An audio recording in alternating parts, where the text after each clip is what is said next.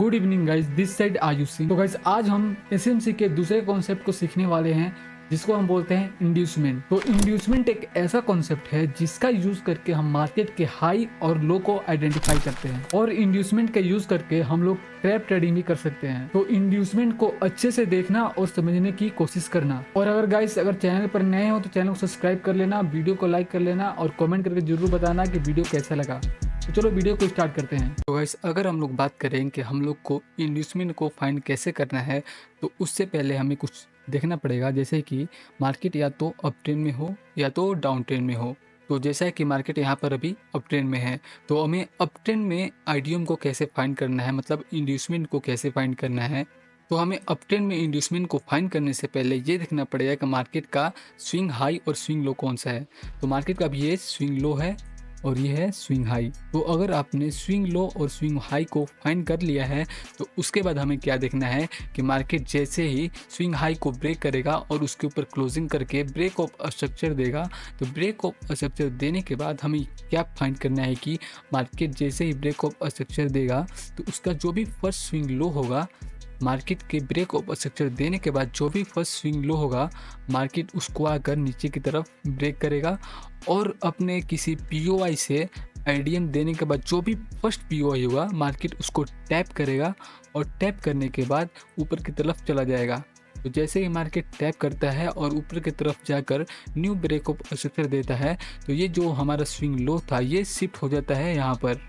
तो अगर हमें फिर से कोई आईडीएम को ढूंढना है, तो हमें क्या ढूंढना पड़ेगा कि मार्केट जैसे ही ब्रेक ऑफ स्ट्रक्चर किया है यहाँ पर, तो ब्रेक ऑफ स्ट्रक्चर करने के बाद हमें इधर कहीं पे मार्केट का जो है फर्स्ट स्विंग लो हमें फाइंड करना पड़ेगा। तो अगर आपने फर्स्ट स्विंग लो फाइंड कर लिया, तो मार्केट क्या करेगा, मार्केट आएगा और उसके नीचे आकर ब्रेक करेगा और ब्रेक करने के बाद इधर के कहीं पीओआई से उसको टैप करेगा और टैप करने के बाद market new break of structure कर देगा। और आप लोग ये याद रखना कि मार्केट जब भी इंड्यूसमेंट करता है, मार्केट अपने फर्स्ट पीओआई से ही ऊपर जाएगा, ना कि मार्केट में बहुत सारे नीचे पीओआई बने हुए हैं उससे। तो जैसे ही मार्केट अपने फर्स्ट स्विंग लो को ब्रेक करके आईडीएम करेगा, आईडीएम देने के बाद अपने फर्स्ट पीओआई से ही ऊपर जाएगा, ना कि जो नीचे पीओआई पड़े हुए हैं उससे।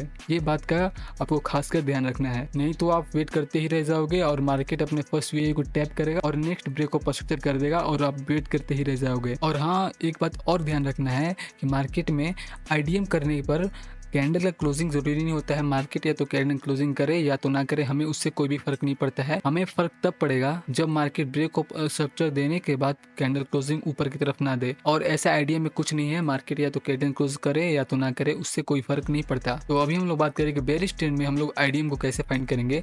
तो बेरिश ट्रेंड में क्या होता है कि मार्केट एक लोअर हाई और लोअर लो को फॉर्म करते हुए नीचे की तरफ जाता है। तो इसमें भी हमें आईडीएम फाइंड करने के लिए सबसे पहले क्या देखना पड़ता है कि मार्केट का एक ब्रेक ऑफ स्ट्रक्चर हुआ हो। ब्रेक ऑफ स्ट्रक्चर देने के बाद मार्केट का जो भी फर्स्ट स्विंग हाई होगा, मार्केट उसको ब्रेक करेगा और अपने किसी फर्स्ट सेलिंग पीओआई से उसको टैप करेगा और नीचे की तरफ चला जाएगा न्यू ब्रेक ऑफ स्ट्रक्चर करने के लिए। तो देखो यहाँ पर क्या हुआ, मार्केट देखो इसको ब्रेक ऑफ स्ट्रक्चर किया, इसका फर्स्ट स्विंग हाई ये था, मार्केट ने इसको ब्रेक किया और ब्रेक करने के बाद इसको अपने सेलर के पीओआई पर टैप किया और टैप करने के बाद ये नीचे की तरफ आ गया और नेक्स्ट ब्रेक ऑफ स्ट्रक्चर कर दिया। तो अगर हम बात करें कि ये पीओआई क्या होता है, तो पीओआई को हम लोग अगले वीडियो में डिस्कस करेंगे। पीओआई का मतलब अभी इतना जान लो आप कि वहाँ पर एक ऐसा पॉइंट होता है जहां पर बायर्स और सेलर्स बैठे होते हैं बाई करने के लिए या तो सेल करने के लिए। तो अभी हमने बुलिश इंड्यूसमेंट और बेरिश इंड्यूसमेंट को समझ लिया है, तो अभी हम लोग इसको जाकर चार्ट पर समझेंगे, लाइव चार्ट पर, कि कैसे हम इसको फाइंड कर सकते हैं। तो गाइस अभी हम लोग आ चुके हैं चार्ट पर। तो चार्ट पर जैसा कि देख सकते हो मैंने पहले से ही मार्क कर दिया है, इसलिए क्योंकि ज़्यादा टाइम कंज्यूम ना हो। तो जैसा कि आप लोग इधर देख सकते हो, market break of structure, bullish break of structure देते हुए ऊपर की तरफ जा रहा था और ये जहाँ से मार्केट चेंज ऑफ कैरेक्टर दिया है, ये मार्केट का हायर टाइम फ्रेम का पीओआई था। तो मैंने जैसे कि बोला है कि आपको कि पीओआई मैं अगले वीडियो में बताने वाला हूँ, तो इसे पहले समझ लो, अगले वीडियो में पीओआई समझ लेना, ताकि आपको और भी आसानी हो सकती है ब्रेक ऑफ स्ट्रक्चर, ये मार्केट स्ट्रक्चर को मैप करने में। तो यहाँ पर क्या हुआ, जैसे ही मार्केट यहाँ पर ब्रेक ऑफ स्ट्रक्चर देते हुए ऊपर जाता है और हायर टाइम फ्रेम के पीओआई को टैप करता है, तो जैसे ही मार्केट किसी हायर टाइम फ्रेम को पीओआई को टैप करता है और अपने किसी फर्स्ट स्विंग लो को ब्रेक करता है, हम उसको as a change of character mark कर देते हैं, क्योंकि वो एक हाई टाइम फ्रेम का पीओ है। वहाँ पर बहुत बड़े सेलर बैठे हुए हैं, वो लोग मार्केट का डायरेक्शन जो है चेंज कर देते हैं। तो जैसे ही मार्केट यहाँ पर चेंज ऑफ करेक्टर देता है, चेंज ऑफ करेक्टर देने के बाद मार्केट क्या करता है, पहले वो आईडीएम देता है, मतलब इंड्यूसमेंट देता है। तो मार्केट यहाँ पर गया, इंड्यूसमेंट दिया और फिर से हायर टाइम फ्रेम के पीओआई को टैप किया और नीचे की तरफ ब्रेक ऑफ स्ट्रक्चर किया, जो कि बेरिश ब्रेक ऑफ स्ट्रक्चर था। तो इसके बाद हमें क्या ढूंढना है कि मार्केट का एक स्विंग हाई हो, swing high, lower swing high, तभी तो उसको ब्रेक करके मार्केट आईडीएम करेगा, मतलब इंड्यूसमेंट करेगा। तो जैसे ही कि देख सकते हो मार्केट नीचे की तरफ आ रहा था, जैसे आया मार्केट यहाँ पर नीचे एक लोअर लो बनाया और छोटा सा लोअर हाई बनाया और आईबोस किया।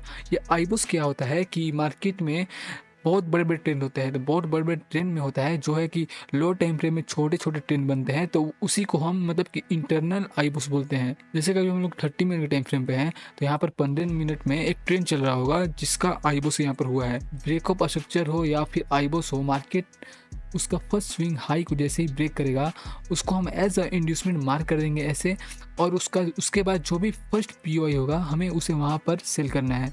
तो मार्केट यहाँ पर आईडीएम किया, आईडीएम देने के बाद हमारा ये गैपीज में था, इसको हम गैपीज में बोल सकते हैं, लिक्विडिटी वर्ड्स बोल सकते हैं, बहुत कुछ बोल सकते हैं। तो यहाँ पर ये पीओआई था, यहाँ से हमें सेल करना था, तो हमने यहाँ पर सेल किया और हमारा टारगेट जो होता है वो ये होता है लोअर लो। तो मार्केट आया, फिर इसको ब्रेक किया और न्यू ब्रेक ऑफ स्ट्रक्चर किया। तो जैसे ही यहाँ पर न्यू ब्रेक ऑफ स्ट्रक्चर हुआ, ब्रेक ऑफ स्ट्रक्चर होने के बाद मार्केट का फर्स्ट स्विंग हाई ये था, स्विंग हाई को मार्केट ब्रेक करता है, अपने फर्स्ट पीओ को टैप करता है और फिर से नीचे ब्रेक ऑफ स्ट्रक्चर करने चला जाता है और कर भी देता है। फिर मार्केट यहाँ पर ब्रेक ऑफ स्ट्रक्चर करते हुए, आईबोस करते हुए नीचे आ रहा था डाउन ट्रेंड में।